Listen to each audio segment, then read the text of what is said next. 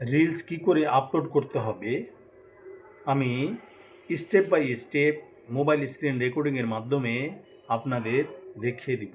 বিশেষ করে যারা একেবারে নতুন ফেসবুকে নতুন কাজ করতে এসেছেন তাদের জন্য ভিডিওটা খুব উপকারী হবে।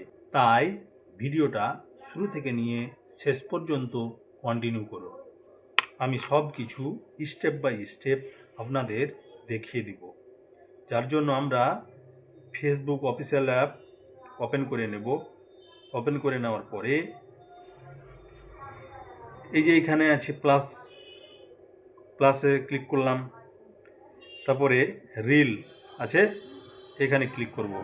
ঠিক আছে, এখানে ক্লিক করার পর এইখান থেকে একটা ভিডিও আমি সিলেক্ট করে নেব। ঠিক আছে, এবার এটা কিন্তু জালসার ভিডিও। ঠিক আছে, এবার কি করব, এইখানে নেক্সট করে দেব। নেক্সট করে দেওয়ার পরে এইখানে টাইটেল লিখতে হবে।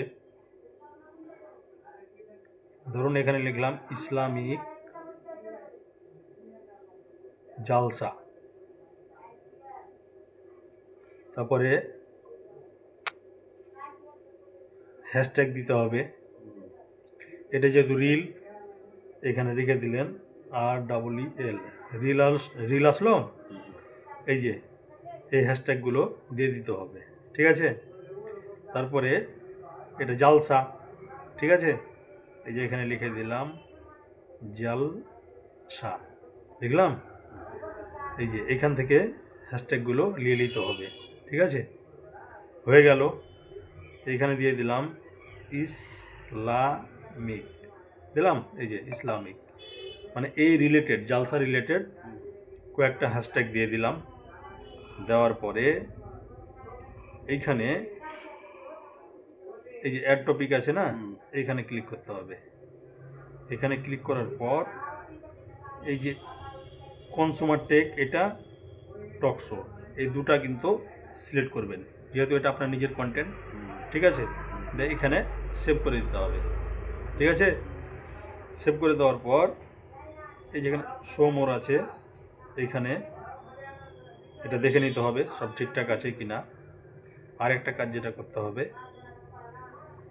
এখানে আপনি ইচ্ছা করলে কিছু লিখতে পারেন। ঠিক আছে, এখানে লিখে দিলেন ইসলামিক জালসা, এটাকে ক্যাপশন বলে। ঠিক আছে, এটাকে এইভাবে লাগিয়ে দিলেন। ঠিক আছে, দেখে ভালো লাগবে। ঠিক আছে কি না। এবার এই যে স্টিকার আছে এখানে দিয়ে, এখানে স্টিকারগুলো ইউজ করতে পারবেন। ঠিক আছে, ধরুন যে আমি দেখানোর জন্য একটা এই স্টিকারটা দিয়ে দিলাম। ঠিক আছে, এইভাবে কোনো জায়গাতে এভাবে লাগিয়ে দিলেন। ঠিক আছে, এইভাবে দেখে ভালো লাগলো। তারপরে নেক্সট করলেন। নেক্সট করার পরে যে শেয়ার নাম আছে এখানে ক্লিক করে দিলেই শেয়ার হয়ে গেল। ঠিক আছে, এই ছিল ভিডিও বন্ধুরা। ভিডিওটা এখান থেকে শেষ করলাম। টাটা।